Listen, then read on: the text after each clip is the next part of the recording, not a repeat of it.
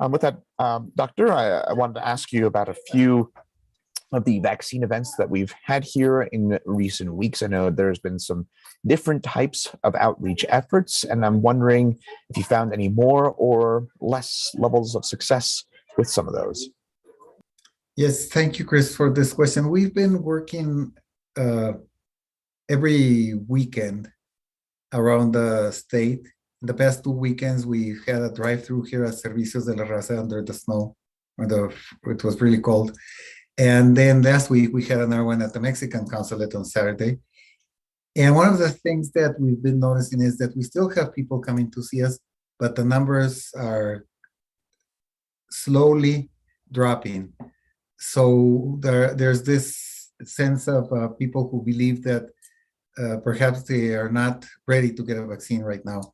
Again, we already had this last year, and now we're falling into this again. So we want to urge people to don't forget that it's needed and that there are a lot of options for them. With that in mind, there's been a big recent rise in COVID-19 cases in Europe specifically. How worried are you about that potentially reaching us here in the United States?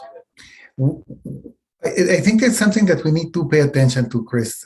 Several weeks ago, we were talking about the natural immunity that came to a group of people through an infection with Omicron. Sometimes they were asymptomatic infections and they didn't even know, but we know that we had this herd immunity going on. The same thing happened in China and in Europe before us. And we know that this natural immunity tends to wane, it tends to drop. It's after several months now, so they're just falling into it. Finland just reported an increase in 84% of their cases in 1 week. In China, they're closing some places because of the spread of the disease. So the sad thing with us is that this natural immunity that some people have is starting to wane now.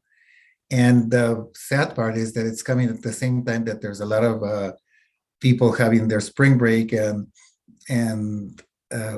we just dropped the mask mandate. So we have to be careful, because I think that by April or May, we're going to start to see a rise in the cases here in the state. With that, also, obviously, you talk about vaccination being a big protection there. There may be people with vaccines that are not approved by the FDA. For example, the Sinovac vaccine that comes from China. What kind of vaccines are those? I mentioned Sinovac, but what are other kinds of those vaccines? And let's say, for example, you got one of those vaccines that are not FDA approved. Should you get either a booster or get fully vaccinated by Moderna or Pfizer? By the nature of the work that we do, we serve people who come from different parts of the world.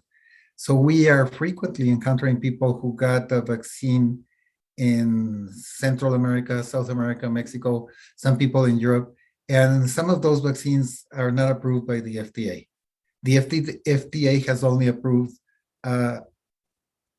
Pfizer, Moderna, and Johnson & Johnson. The World Health Organization has approved other vaccines like AstraZeneca, like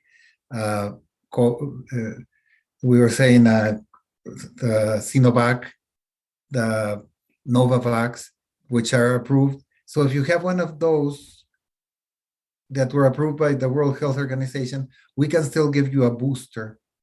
Or if you just had one, we can give you the second dose of Pfizer and complete your card with that second dose.